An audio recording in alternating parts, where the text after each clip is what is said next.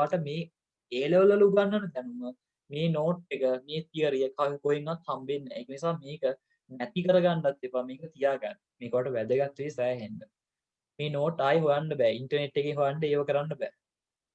මේවා A level පන්තියක විතරයි තියෙන්නේ. නැත්නම් ඉස්කෝලේ ටීචර්ස් මේක දෙයි. ඔයාලට නෝට් එකක් විදිහට ලියවයි. ඒක නිසා සෑහෙන්න ලියා ගන්න නම් වෙයි. මේක පුළුවන් තරම් කෙටි කරලා තියාගන්න පුළුවන් නම් ඒක වාගේ ඉස්සරහට වැදගත් වෙයි. ඉදිරිපත් කිරීමේ සංගතතාවය. මේකත් අපි කියනවා හැබැයි අර ඒ කියන්නේ මූල්‍ය ප්‍රකාශන ඉදිරිපත් කරද්දී අනුගමනය කරන දෙයක් විදිහට සංගතතාවය. ඒ කියන්නේ සමාන වෙන්න ඕන වෙනස් කර කර හදන්න එපා කියන එක. හැබැයි ඔයගොල්ලෝ අර කලින් දෙක කියනවා නම් ඒක ඇති. මේකත් කමන්නේ හයිලයිට් කරගන්න. ඉදිරිපත් කිරීමේ සංගතතාවය. මූල්‍ය ප්‍රකාශන පිළිල කිරීමේදී එක් ගිණුම් කාලච්ඡේදයකදී යොදාගත් ගිණුම් කරන ප්‍රතිපත්ති නොවෙනස්ව සෑම ගිණුම් කාලච්ඡේදයකදීම යොදාගත යුතු බව මින් අදහස් වේ. ඒ කියන්නේ අපි එක කාලයක යොදාගත් දේවල් කාලෙන් කාලට වෙනස් කරන්න එපා කියන එක. සමානව පාවිච්චි කරන්න, සමානව යොදා ගන්න කියන එක. ඒක ඔයාලට ගොඩක් තේරෙවි මේකේ ඊළඟ කොටස් කරනකොට. ඒ කියන්නේ ඔය තොගය ව්‍යාපාරයක තියෙන ස්ටොක් එක අපි කියන තොගය කියලා. ව්‍යාපාරයක තොගේ ගණනය කරනකොට තොගේ ගණන් කරන්න පාවිච්චි කරන ක්‍රම කීපයක් තියෙනවා. අපි කියනවා FIFO, WAC ඒ වගේ ක්‍රම පාවිච්චි කරනවා. ඒ කියන්නේ අපි කියනවා first in first out. පළමු ඇතුළු පළමු පිට ක්‍රමය. ඊට පස්සේ weighted average cost. ඒ කියන්නේ බර තැබූ සාමාන්‍ය මිල ක්‍රමය. මේ වගේ ක්‍රම දෙකක් තියෙනවා මූලිකවම ව්‍යාපාර ආයතනයක තොගය කියන එක ගණනය කරන්න. එන්නේ තොගේ ගණනය කරන අපි එක අවුරුද්දක හිතන්නකෝ FIFO කියන ක්‍රමයට ගාණක් හැදුවා කියලා. මේවා කියා දෙනවා. මේක කියා දෙන්න තියෙන තොග ප්‍රමිතේ. ඒ කියන්නේ අර අපි පහු කරන් ආවේ ප්‍රමිතයක්. අන්න ඒක තමයි කියා දෙන්න තියෙන්නේ. ඒ ඔක්කොම කියා දෙනවාට. ඉතින් ඒ එක කාලෙක එක ක්‍රමයකට ගාණක් හැදුවොත් ඊළඟ අවුරුද්දේදී ඒ හදපු ක්‍රමයටම ගණන් හදන්න කියන එකයි මේකෙදි කියන්නේ. සංගතතාවය. ඒ කියන්නේ එකම ක්‍රමය, එකම දේවල් පාවිච්චි කරන්න කියන එක. මූල්‍ය ප්‍රකාශන සංසන්දනය කිරීමේ හැකියාව වැඩි දියුණු කිරීමට සංගතතාවය හේතු වේ. ඒකට අපිට සංසන්දනය කරන්න ලේසියි. නමුත් පහත අවස්ථාවන්හිදී ගිණුම් කරන ප්‍රතිපත්ති වෙනස් කිරීමේ හැකියාව පවතී. මම මේ ඔයගොල්ලන්ගේ සංකල්ප ටියුට් එකෙත් දාලා තියෙනවා. ඔයගොල්ලන්ට ඒ ටියුට් එකේ පාඩම් කරලා තියෙනවා නම් මේව පාඩම් කරන්න එච්චර අවශ්‍ය වෙන්නේ නැහැ. සත්‍ය හා සාධාරණත්වයේ පිළිඹු කිරීමට ප්‍රතිපත්ති වෙනස් කරන්න ඕනේ අවස්ථාවක. ඊට පස්සේ ගිණුම් කරන ප්‍රමිතියකින් ප්‍රතිපත්ති වෙනස් කරන්න කියලා කිව්වොත් මම ඒකටත් උදාහරණයක් කියන්නම්. ඉස්සරම කාලේ කියලා කියන්නේ අවුරුදු 10ක විතර කලින් නෑ 12කට 13ක විතර කලින්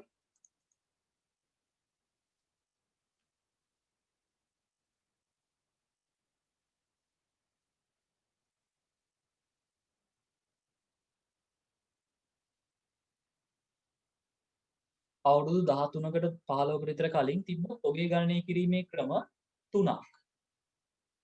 ව්‍යාපාර ආයතනයක තොගේ ගණනය කිරීමේ ක්‍රම තුනක් තිබ්බ. එකක් තමයි FIFO. තව එකක් තිබ්බා WAC.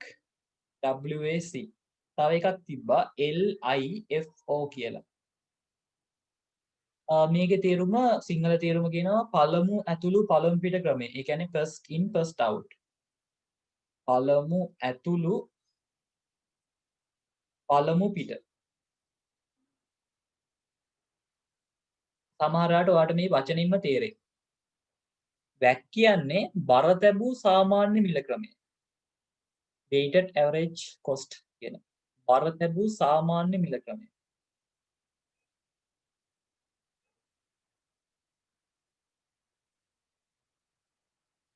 තුන්වෙනි එක තමයි last in first out. අවසාන ඇතුළු පළමු පිට ක්‍රමය.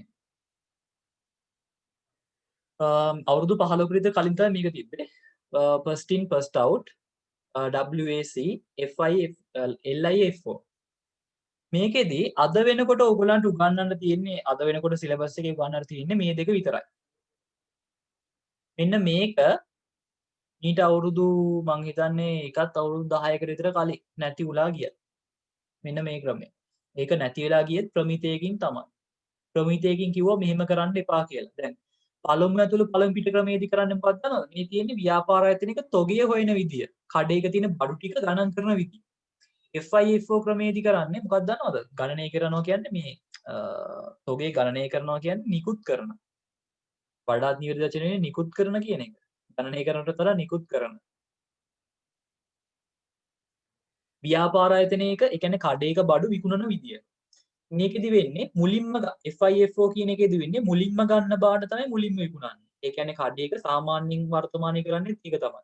මුලින්ම ගන්න බාණ්ඩ තමයි මුලින්ම විකුණන්නේ. ඒ කියන්නේ ළඟදි ගන්න බාණ්ඩ ඒගොල්ලෝ තියන් ඉන්නවා කඩේට දාන්න නැතුව.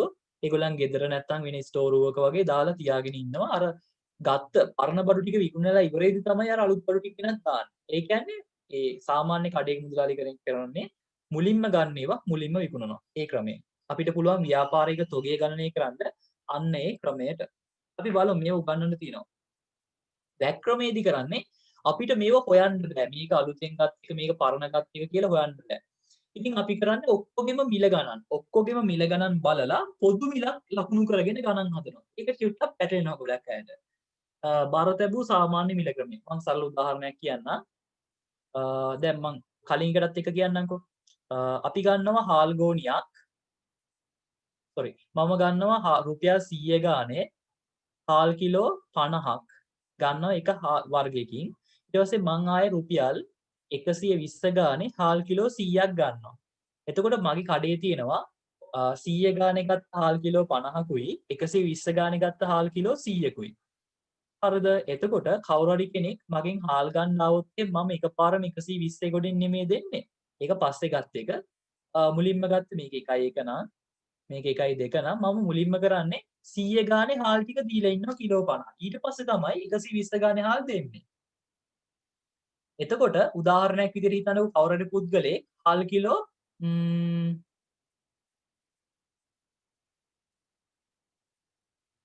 පැටලෙනවා මේ කියන්නේ. හාල් කිලෝ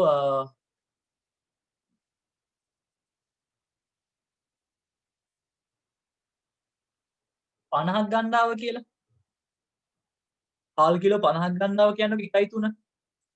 1.3 වෙනිදා හාල් කිලෝ 50ක් ගන්න આવොත් එහෙම මම FIFO ක්‍රමයට නිකුත් කරන කඩේක මුදලාලි කෙනෙක් නම් මම කරන්නේ මොකක්ද දන්නවද? මගේ හාල් කිලෝ අර මුලින්ම ගත්තේ වයින් තිබ්බනේ 100 ගානේ හාල් කිලෝ 50ම දීලා දානවා.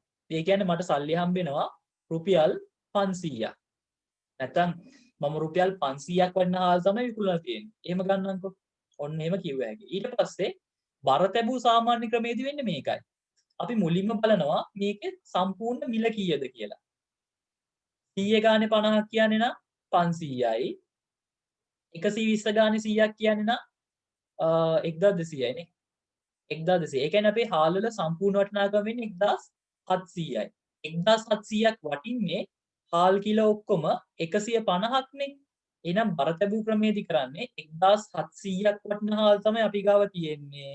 ඒකෙන් 100 ඒ තියෙන්නේ හාල් කිලෝ 150ක්. ඒ 150න් හාල් කිලෝ 50ක් තමයි දැන් වික්කේ. එහෙනම් අපිට හොයන්න පුළුවන් 1700 කියන එක ඒ කියන්නේ සම්පූර්ණ මුළු වටිනාකම එදාට තිබ්බ මුළු තොගෙන් බෙදලා වික්ක ගානේ වැඩි කරාම හරි. අපිට බලන්න පුළුවන් වික්ක හාල් වල වටිනාකම කීයද කියලා. මේක බෙදෙන්නේ නැහැ මං හිතන්නේ.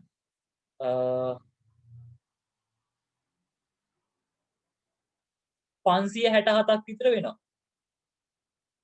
ඒ වගේ බරත ඒ කියන්නේ මේ එකම උත්තරේ එන්නේ නැහැ මේවට. ක්‍රම දෙකක් ක්‍රම තුනක් නේ මෙතන.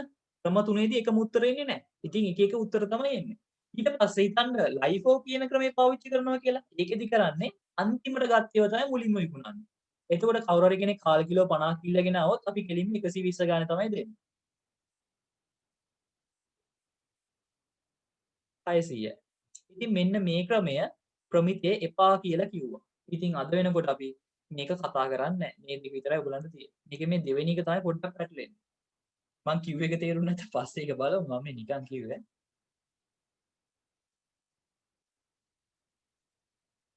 අමාරු නෑ මේවා ලේසි. accounts තමයි ලේසිම. හරි අපි බලමු. ගිණුම් කරන ප්‍රතිපත්ති.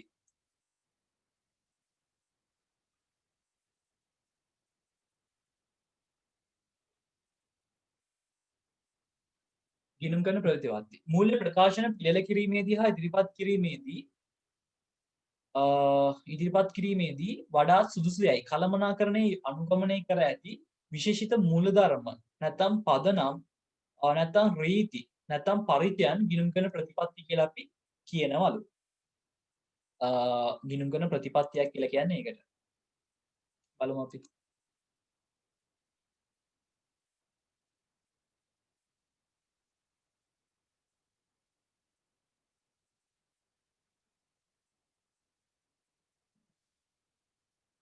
ඒ කියන්නේ ඔය තොග ප්‍රතිපත්ති, ශේක ප්‍රතිපත්ති වගේ එක පැහැදිලි කරන්න දෙයක් නැහැ. ඒක නිකන් බලාගන්න.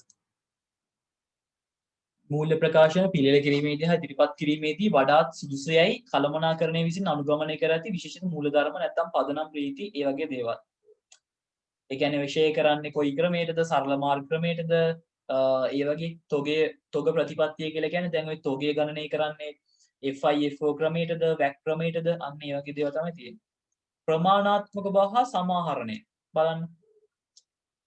සෑම ප්‍රමාණාත්මක අයිතමයක්ම මූල්‍ය ප්‍රකාශනයන්හි වෙන්වෙන් වශයෙන් ඉදිරිපත් කළ යුතු බවත් එසේ ප්‍රමාණාත්මක නොවන අයිතම වෙන වෙනම ඉදිරිපත් නොකර ඒකරාශී කර ඒ කියන්නේ සමාහරණය කරලා ඉදිරිපත් කළ හැකි බව කියනවා. ඒ කියන්නේ ළමයි මෙහිමයි. ඔය සමහර වෙලාවට අපිට පුළුවන් දැන් මෙහෙම එකක් තියෙනවා.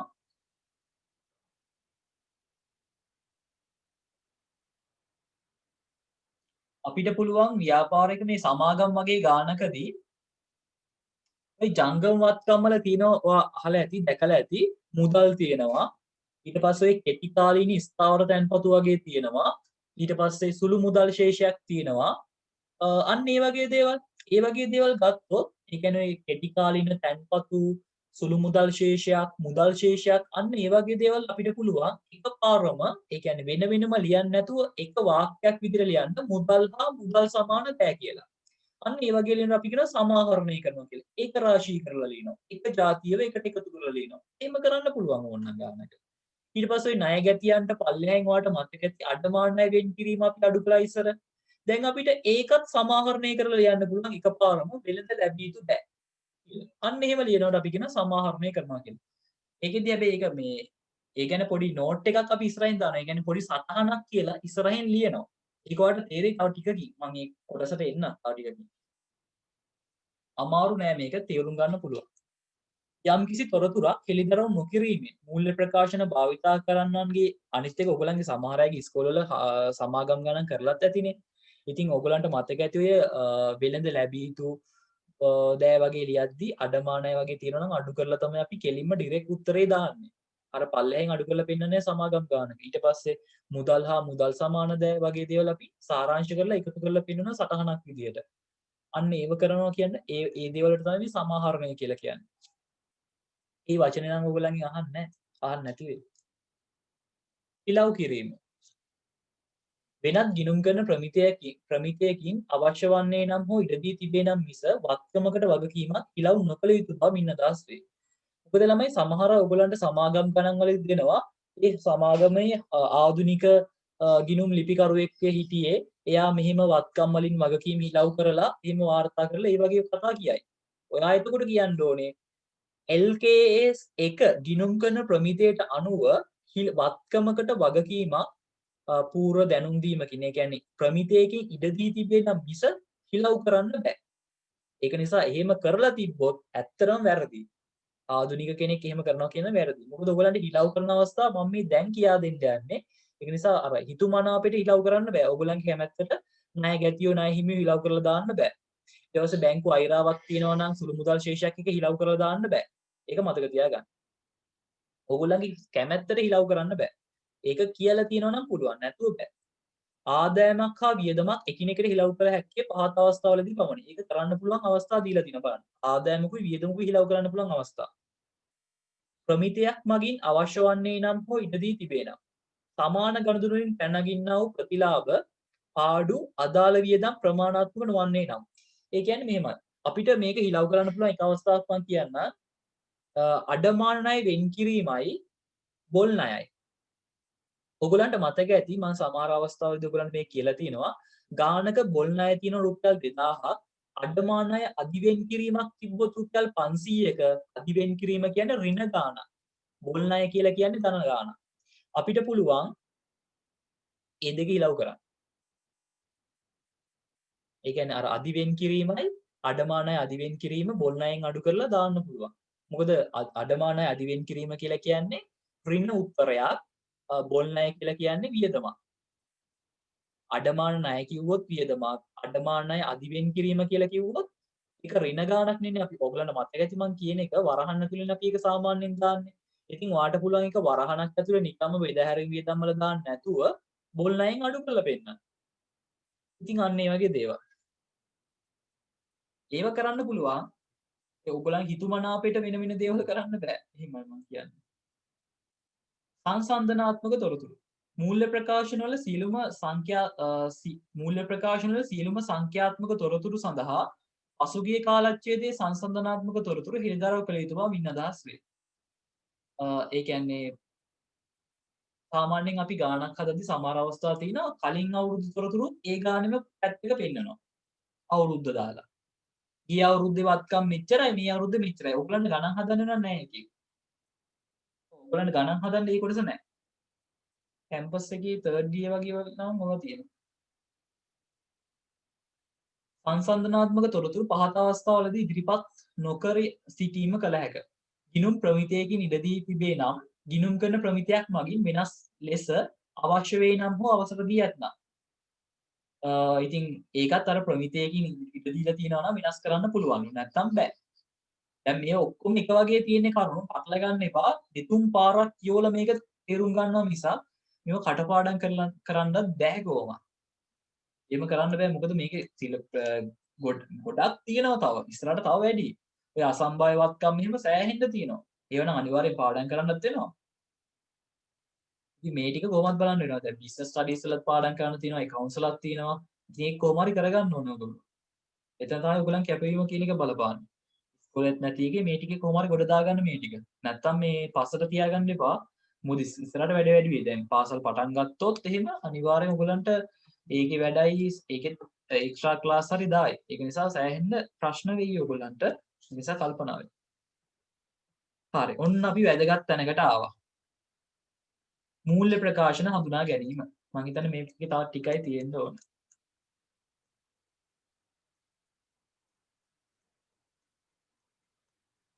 ඔය ටිකක් තියෙනවා.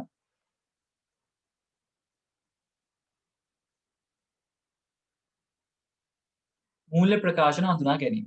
ප්‍රසිද්ධ කිරීමට ඉදිරිපත් කරන මූල්‍ය ප්‍රකාශන භාවිතා කරන්නාට මූල්‍ය ප්‍රකාශන කට්ටලේ පහසුවෙන් හඳුනා ගැනීම සඳහා පහත කරුණු නිර්ධරව කරන්න ඕනේ. බලන්න. හොඳට බලන්න මේක. ව්‍යාපාරයේ නම. මූල්‍ය ප්‍රකාශන වලින් අනාවරණය වන්නේ එක් ව්‍යාපාරයක්ද සමූහයක්ද යන්න. ඒක නිසා තමයි අපි ලියන්නේ අර ABC හවුල් ව්‍යාපාරය. ඊට පස්සේ කපිලගේ ව්‍යාපාරය.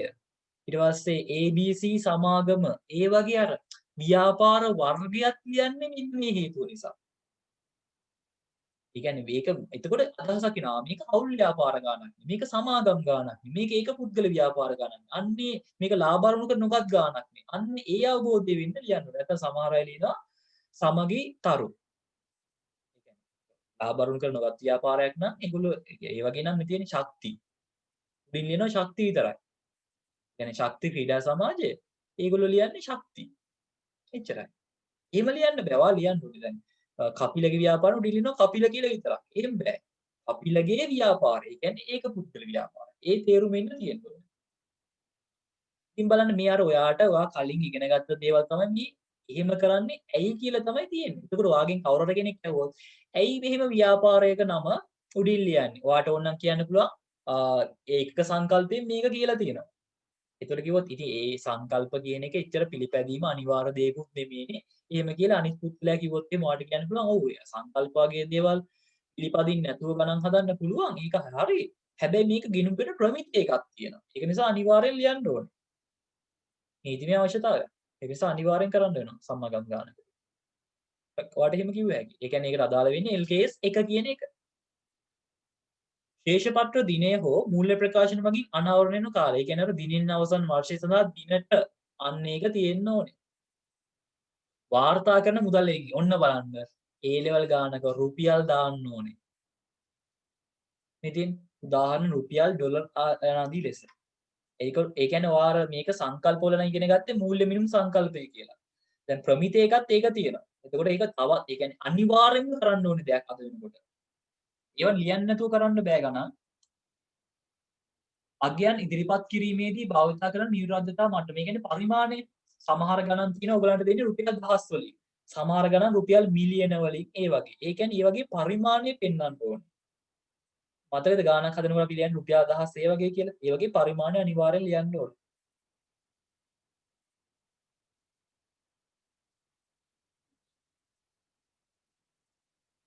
ඊළඟ කොටස.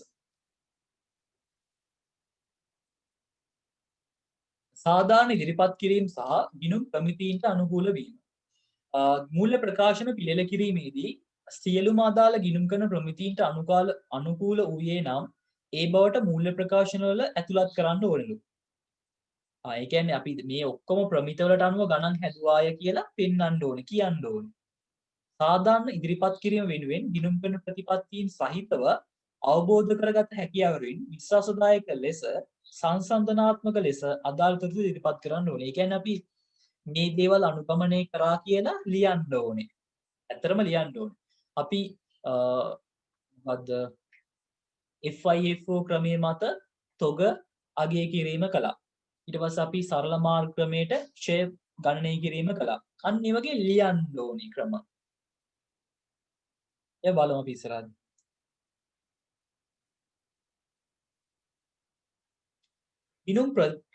ගිණුම් කරන ප්‍රමිතීන්ට අනුකූලව කටයුතු කිරීමේදී මූල්‍ය ප්‍රකාශන පරිශීලනය කරන්නන් නොමග යවන සුළු නම්. ඒ කියන්නේ සමහරවිට අපි මේ ප්‍රමිතියකට අනුව වැඩ කරද්දී අපිට හිතෙනවා මේක නිසා මේ අපේ කොටස් හිමියා මේ බොරු වගේ නේ අපි නිකන් කියන්නේ. ඒ වගේ හිතුණා. මට ඒක එකපාරටම කියා දෙන්න වාක්‍යයක් අදහසක් මතුවට එන්නේ නැහැ. ඒ කියන්නේ අපිට හිතෙනවා නම් මේක ඉදිරිපත් කරන එක වැරදි කියලා. මේක ඉදිරිපත් කිරීම හොඳ නැහැ කියලා. නොමග යවන සුළු නම් සාධාරණව කටයුතු කිරීමට ප්‍රමිතියේ අවශ්‍යතාවයෙන් බැහැරව කටයුතු කිරීමට කළමනාකරණයට තීරණය කරන්න පුළුවන්ලු. මෙහිදී පහත කරුණු හැබැයි හෙළිදරව් කරන්න ඕනේ. මූල්‍ය ප්‍රකාශන මගින් මූල්‍ය තත්ත්වය, ලාභදායීත්වය, මුදල් ප්‍රවාහයන් පිළිබඳව සාධාරණ ඉදිරිපත් කරන බව. හැබැයි අපි කියන්න ඕනේ ඒ කියන්නේ අර මොකක් හරි තොරතුරක් නිසා ඇල්මක් දක්වන පාර්ශවයන්ගේ ඇත්ත ඒ කියන්නේ ඒගොල්ලන්ව නොමග යවනවා වගේ නෑ. ඇත්ත ඉදිරිපත් වෙන්නේ නෑ වගේ නම් අපිට ඒ දේ ඒ මොකක් හරි කරුණ අනුගමනය කරන්න නැතුව ඉන්න පුළුවන්ලු. හැබැයි මේ පල්ලෙහා තියෙන දේවල් අපි අනිවාර්යයෙන්ම මූල්‍ය ප්‍රකාශන වල පල්ලෙහෙන් කියන්න ඕනලු. දැන් ඕගොල්ලෝ කල්පනා කරයිද දන්නේ නැහැ. ඕගොල්ලෝ සමාගම් ගානක් හදනකොට මෙහෙම කරන්න ඕනද කියලා. නැහැ. එහෙම කරන්න ඕනේ නැහැ. ඕගොල්ලෝ සමාගම් ගානක් හදනකොට නම් මේ තියෙන්නේ ප්‍රමිතියේ තියෙන කරුණනේ. ප්‍රමිතියේ තියෙන කරුණ වගේ අහන්න පුළුවන්. හැබැයි ඔයා ඇත්තටම ගානක් හදද්දි මේක තියෙන ඔක්කොම දේවල් කරන්න ඕනේ නැහැ. එහෙම කරලා ගණන් හදන්න බෑ. ඉතින් ඒක ඒ කියන්නේ තාම ඕගොල්ලන්ට එච්චර දැනුමක් නැහැ. ඉතින් ඕගොල්ලෝ ලොකු සමාගම් වල ගණන් කවදා හරි දවසක රැකියාවට ගියොත් එහෙම ඕගොල්ලන්ට මේවා කරන්න වෙයි. ඒ කියන්නේ අනුගමනය කරපු දේවල් කියන්න. ඉතින් ඒ දවස්වලට ගිහිල්ලා වා කිව්වොත් එහෙම අපේ A level කරපු ඉස්කෝලේ ටීචර් නැත්තම් පන්තියේ සර් මේවා කියා දුන්නේ නැහැනේ කියලා එහෙම කියන්න බෑ. ඒකට තමයි මේ කියා දෙන්නේ ඔයාලට. දැන් කැම්පස් එකේ මේවා කියා දුන්නේ නැහැනේ. කැම්පස් එකේ ගියා ඉතින් A level වලට ඉගෙන ගත්තනේ මේවා කියලා. එහෙමයි කියන්නේ නැතුව ඔයාලට මේ යා නෝට් එක දීලා එහෙම කරන්නේ නැහැ. එයා එහෙම බලාපොරොත්තු වෙන්නත් එපා. මේවා මතක තියාගන්න වෙනවා ඈ. ආයේ හොයන්න වෙන්නේ නැහැ. හරි. ඊට පස්සේ වඩා සාධාරණව ඉදිරිපත් කිරීම සඳහා ප්‍රමිතියෙන් බැහැරව ඇති අවස්ථාව හැර අන් සියලුම ප්‍රමාණාත්මක අංශ ශ්‍රී ලංකා ගිණුම් කරන ප්‍රමිතිවලට අනුකූල බව. බැහැර කරන ලද ප්‍රමිතීන්ට අදාළව බැහැර කිරීමේ ස්වභාවය සහ එයට හේතුව. ඇයි අපි මේක පාවිච්චි කළේ නැත්තේ කියලා කියන්න ඕනේ. බැහැරවීමේ හේතුවෙන් ලාභය, වත්කම්, වගකීම් ස්කන්ධයට සහ මුදල් ප්‍රවාහයට ඇති කරන බලපෑම. ඒ කියන්නේ අපි මේ හේතුව ලිව්වේ නැත්නම්, ඒ කරුණ ලිව්වේ නැත්නම් ව්‍යාපාරයේ ලාභයට බලපෑමක් වුණා නම් ඒ උණ බලපෑම ලියන්න ඕනේ. ඒ ලාභය මේක ලිව්වේ නැති නිසා ලාභය වැඩි වුණා. මේක ලිව්වේ නැති නිසා ලාභය අඩු වුණා. ඒ වගේ කරුණ ලියන්න ඕනේ. ඒ කියන්නේ බලපෑම ලියන්න ඕනේ. ඔන්න ඊළඟට වැදගත් කොටසකට ඇවිල්ලා තියෙනවා. මෙන්න මේක තමයි ඉතින් ඔයගලන්ට එකපාරටම highlight වෙන කොටස. මූල්‍ය ප්‍රකාශන ව්‍යුහය. ඕගොල්ලෝ අර මෙච්චර කාලයක් හැමදාම ඉගෙන ගත්තනේ අපි කිව්ව ඵලයට ඒ කියන්නේ ගානක මූල්‍ය තත්ත්ව ප්‍රකාශනයක් හදනකොට උඩින්ම වත්කම් ලියන්න ඊට පස්සේ ජංගම නොවන වත්කම් ජංගම වත්කම් ඔන්න ඔහොම වර්ග කරන්න ඔයාට කියා දෙන්නේ නැත්නම් එහෙම කරන්න ඕනේ කියලා තියෙන නීතිමය ස්ථානය තමයි මෙන්න මේ LKS 1 කියලා කියන්නේ. ගානක් හදනකොට අර ගානේ ආකෘතිය කියලා වට දෙන්නේ. අන්න ඒක තියෙන්නේ LKS 1. ඉතින් ඒ විදියට තමයි ඔයගලන්ට උගන්වලා තියෙන්නේ. අපි බලමු මේ කොටස. මූල්‍ය ප්‍රකාශන ව්‍යුහය. ඒ කියන්නේ හැදිලා තියෙන විදිය. සහ ඒකේ අන්තර්ගතය කොහොමද එන්නේ කියන එක. මූල්‍ය තත්ත්ව ප්‍රකාශනය මුලින්ම දාලා තියෙනවා. මතක් කරගන්න බලන්න මූල්‍ය තත්ත්ව ප්‍රකාශනය කොහොමද එන්නේ කියලා. වත්කම් තියෙනවා, වගකීම් තියෙනවා, හිමිකම් තියෙනවා. වත්කම් නම් ජංගම වත්කම්, ජංගම නොවත්කම් කියලා වර්ග කරලා ලියන්නේ. හිමිකම් ගත්තොත් ප්‍රාග්ධනය, ශුද්ධලාභය එහෙම ලියනවා. ඒක ව්‍යාපාරණ වෙනස් වෙයි. ඊට පස්සේ වගකීම් ගත්තොත් ජංගම වගකීම්, ජංගම නොවත්කම් කියලා ලියන්න පුළුවන් නේ.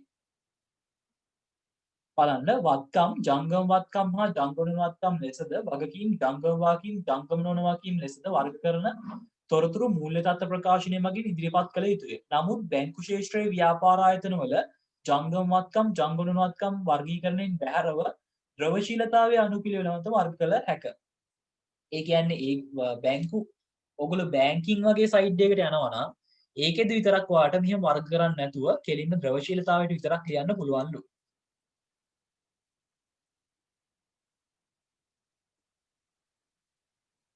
ජංගම වත්කම්.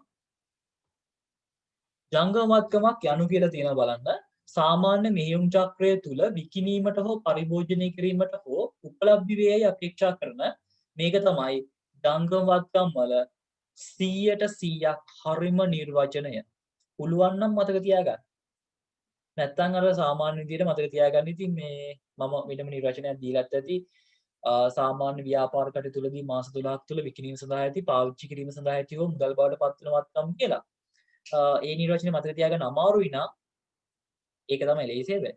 ඒක අමාරුයි නම් මේක හරිය මතක තියාගන්න. මේකත් බැරි නම් සාමාන්‍ය මාස 12ක් තුළ ව්‍යාපාරයක පවතින වත්කම් මෙහෙම කියලා හරි මතක තියාගන්න. මේක තමයි නිර්වචනය. සාමාන්‍ය මෙහෙයුම් චක්‍රය තුළ විකිණීමට හෝ පරිභෝජනය කිරීමට හෝ උපලබ්ධ වේයයි අපේක්ෂා කරන වෙළඳ පළමාර්ථයෙන් හෝ කෙටි කාලයක් ලබාගෙන ඇති ශේෂපත්‍ර දින සිට ඒ කියන්නේ මූල්‍ය අපි ගාණක් හදන කාලයක අන්තිම දවස් ඉඳලා මාස 12ක් තුල උපලබ්ධ වෙනවා. ඒ කියන්නේ මුදල් බවට පත් වෙන්න පුළුවන්. මුදල් වෙන්නත් පුළුවන්ලු. ඊට සමාන දේවල් වෙන්නත් පුළුවන්ලු. මොනවා හරි තේරෙන්නේ නැත්නම් අහන්න පුළුවන්. අද මම LKS එක කොහොමත් ඉවර කරනවා ළමයි. එතකොට තව LKS 8යි ඉතුරු වෙන්නේ. ඔගොල්ලන්ට නැති අහගෙන ඉන්න තියෙන්නේ මේකේ මට තමයි අමාරු. කියවන්න බෑ මේක. බලන්න. ඊළඟට තියෙනවා ජංගම වාක්‍ය. ජංගම වාක්‍යම් යනු සාමාන්‍ය මෙහෙයුම් චක්‍රය තුල निराකරණය කිරීමට අපේක්ෂිත ශේෂපත්‍ර දිනයේ සිට මාස 12ක් තුල निराකරණය කරන්න ඕනේ වෙළඳ කටයුතු ආශ්‍රිත පැන නගින දේවල්. මේක මතක තියාගන්න අමාරුයි නම් සාමාන්‍ය මාස 12ක් තුල ගෙවිය යුතු කියලා ලියන්නකො නැත්නම් වගකීම් කියලා. ඉහත ජංගම වත්කම් සහ ඉහත ජංගම වත්කම් නිර්වචන අදාළ නොවන සිළුම් වත්කම් ජංගම වත්කම් වන අතර ජංගම වගකීම් නිර්වචන අදාළ නොවන වගකීම් ජංගම නොවන වගකීම් වේ කියලා තියෙනවා. මූල්‍ය තත්ත්ව ප්‍රකාශනයක මුහුණත මත නිරූපණය කළ යුතු අයිතම. මූල්‍ය තත්ත්ව ප්‍රකාශනයේ මුහුණත මත පහත අයිතම වෙන වෙනම ඉදිරිපත් කළ යුතුයි. ඔන්න හොඳ පොයින්ට් එකක් තියෙනවා. දේපල පිරියත උපකරණ. ඔයාලා ගණන් හදනකොට ඔයාලට දේපල පිරියත උපකරණ කියලා හම්බුන්නේ නැහැ. ඒකට හේතුව අපි මෙච්චර දවස් හැදුවේ ඒක පුද්ගල ව්‍යාපාරයි හවුල් ව්‍යාපාරයි විතරයි. හැබැයි සමාගම් ගානක් හදද්දී වත්කම් ජංගම නොවන වත්කම් ඊට පස්සේ එන්නේ මොකක්ද දන්නවද? දේපල පිරියත උපකරණ කියන එක. ඊට පස්සේ තමයි ඔය ආයෝජන ස්ථාවර තැන්පතු වගේ දේවල් තියෙන්නේ. ඊටත් පස්සේ පුළුවන් මේ කීර්ති නාමය වගේ අස්පෘශ්‍ය වත්කම් මොනවා හරි තියෙනවා නම් ඒවත් පෙන්වන්න පුළුවන්. ඊට පස්සේ ওই ජංගම වත්කම් වල ලියන ටික තියෙනවා. තොගය, වෙළඳ හා වෙනත් ලැබිය යුතු දේවල්, මුදල් හා මුදල් සමාන දෑ. ඊට පස්සේ තියෙනවා බලන්න වෙළඳ හා වෙනත් ගෙවිය යුතු දෑ කියලා. ඊට පස්සේ වෙන් කිරීම. වෙන් කිරීම කියලා කියන්නේ මේක ඉස්සරහදී වට හම්බෙන්නේ උගන්වන්න. වෙන් කිරීම. ආදායම් බදු, කොටස් ප්‍රාග්ධනයේ සංචිත. මෙන්න මේ වගේ දේවල් නිරූපණය කරන්න තියෙනවා. හැබැයි මේක මේ කොටස් ප්‍රාග්ධනය කියන්නේ ටිකක් උඩින් පෙන්වන්න තියෙන්නේ. බලමු අපි ඒක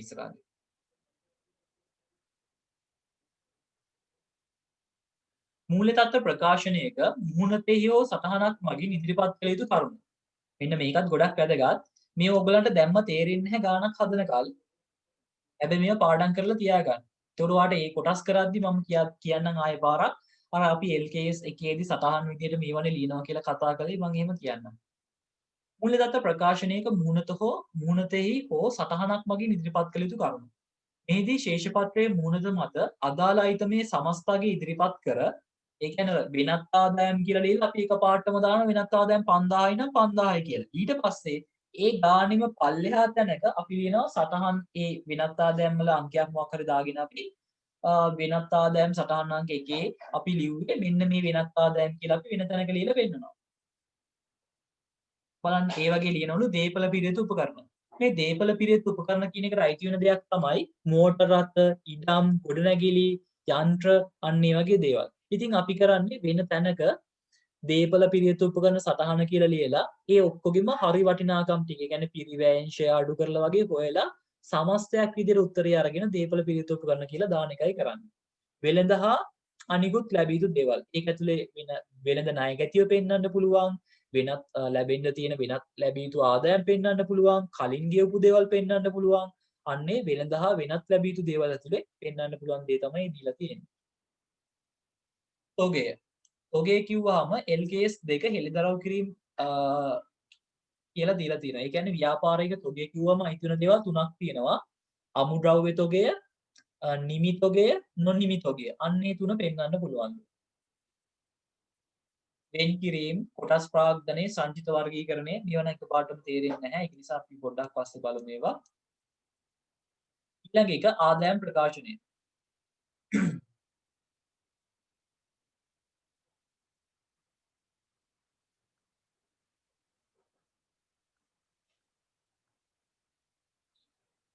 කාලච්ඡේදයේ ලාභය හෝ අලාභය තමයි මේ ආදායම් ප්‍රකාශනයේ සාමාන්‍ය අපි නිරූපණය කරන්නේ. විස්තීර්ණ ආදායම් කාලච්ඡේදයේ ලාභයෙන් පසු වෙනත් විස්තීර්ණ ආදායම් ලෙස පහත අයිතම ඇතුළත් කෙරේ කියලා තියෙනවා. ඒ කියන්නේ දැන් ඕගොල්ලන්ට මතකද ඒක පුද්ගල ව්‍යාපාරයක හවුල් ව්‍යාපාරයක වල සුද්ධ ලාභය කියලා ලිව්වා. මතකද? සුද්ධ ලාභය ලිව්වා.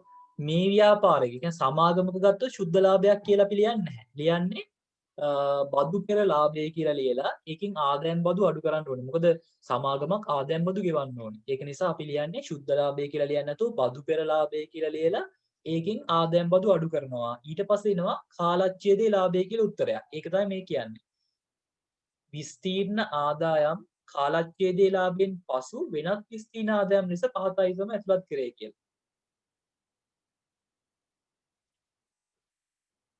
මේක මේ විස්තීර්ණ ආදායම් කියන තැන චුටි කමාවක් දාගන්න. ඒක වචනේ පැටලෙනවා නැත්තම්. විස්තීර්ණ ආදායම් කාලච්ඡේදයේ ලාභයෙන් පසු වෙනත් විස්තීර්ණ ආදායම් ලෙස පහතයිසම ඇතුළත් කරේ. ඒ කියන්නේ කාලච්ඡේදයේ ලාභය ලිව්වට පස්සේ ඒ කියන්නේ අර බද්ද අඩු කළාට පස්සේ ලාභය ලිව්වට පස්සේ ආයේ ඊට පල්ලෙහායින් ලියන්න ඕනෙලු මෙන්න මේ ප්‍රත්‍යයගන අතිරික්තයේ වෙනස් වීම කියන එකයි විකිණීම සඳහා පවතින මූල්‍යවත්කම නැවත මිනුම්කරණයේදී ඇතිවන ලාභ හෝ අලාභ කියන එක. ඒක වාට තේරෙන්නේ නැති වෙයි එකපාරටම. ඒක ඔයගොල්ලන්ට ඇත්තටම නැහැ වගේ තමයි. ඒකෙන් ගානක් හම්බෙලම නෑ මට නම්. ඔව් මට මතක විදිහට ඒකෙන් ගානක් නැද්ද කොහෙද? ප්‍රත්‍යයගන වෙනස් වීම නම් එනවා.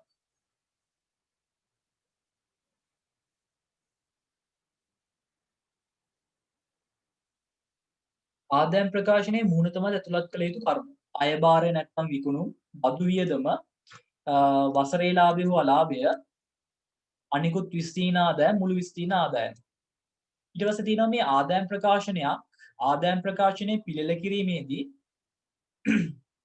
වියදම් ඉදිරිපත් කළ යුතු විකල්ප ක්‍රම දෙකක් ප්‍රමිතිය යෝජනා කරලා තියෙනවා කියලා. අන්න ඒක highlight කරලා මේක අහලා තියෙන මීට කලින්. ආදායම් ප්‍රකාශනයේ පිළිල කිරීමේදී වියදම් ඉදිරිපත් කළ යුතු විකල්ප ක්‍රම දෙකක්. ආදායම් ප්‍රකාශනයේ පිළිල කිරීමේදී වියදම් ඉදිරිපත් කළ යුතු විකල්ප ක්‍රම දෙකක් කියන එක highlight කරගන්න.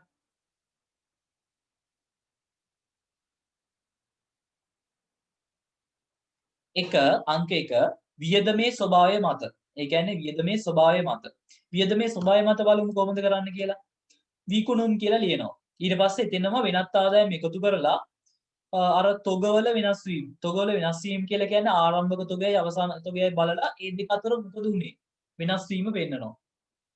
අමුද්‍රව්‍ය පරිභෝජන ද්‍රව්‍ය. ඒ කියන්නේ මෙතන මේ අදහස් කරලා තියෙන්නේ කොහොමද දන්නවද? උඩින්ම විකුණුම් කියලා ලියනවා. වෙනත් ආදායම් එකතු කරනවා. ඊට පස්සේ අර තොගවල වෙනස් වීම. මේ කියන්නේ විකුණුම් පිරිවැයක් ලියන්නේ නැතුව දාන හදනවා. ඒ ක්‍රමයක් තියෙන මෙතන. ඊට පස්සේ නිකම්ම වියදම් ටික තමයි පල්ලෙහාට තියෙන්නේ.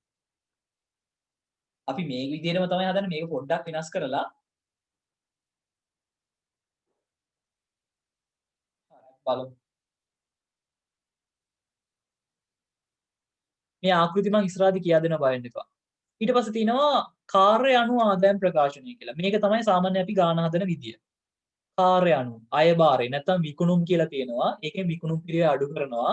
දළලාභය හම්බ වෙනවා.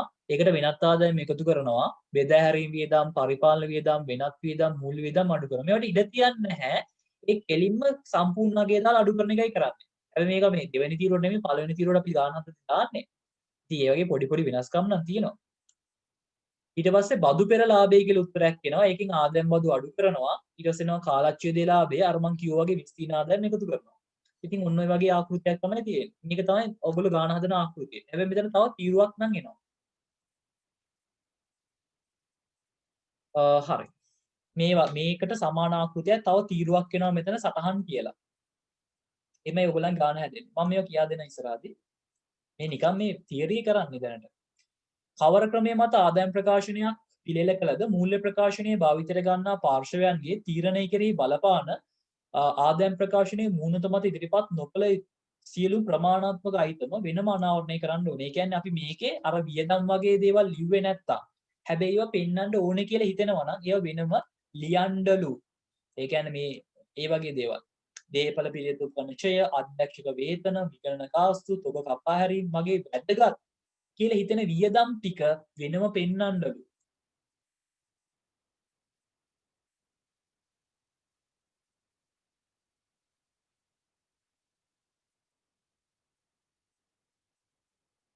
තමයි මේ ඕගොල්ලන් තව විනාඩිය විතර තියෙන්නේ. මේ ඉවරුණත් තව පාරක් ලොග් වෙන්න. මොකද මම මේකේ තව 24 වෙනකල් විතරයි තියෙන්නේ. ඒක නිසා අපි ඒක ඉවර කරලා නවත්තමු.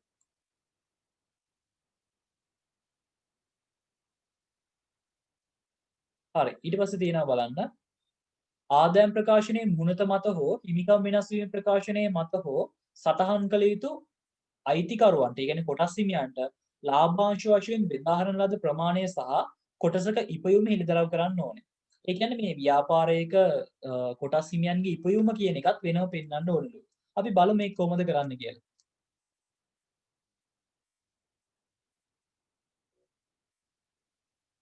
ගානකද ඒ කියන්නේ අපි ඉස්සරහදී ගණන් හදද්දී බලමු මේක. අංක 3 හිමිකම් වෙනස් වීමේ ප්‍රකාශනය. යම්කිසි කාලච්ඡේදයක් තුල අයිතිකරුවන්ගේ ස්කන්ධයේ ඇති වූ වෙනස්කම මෙමගින් ඉදිරිපත් කෙරේ. ඒ කියන්නේ හිමිකම කොහොමද වෙනස් වුනේ කියන එක. ඕක ඇතුලේ ලාභය පෙන්නනවා,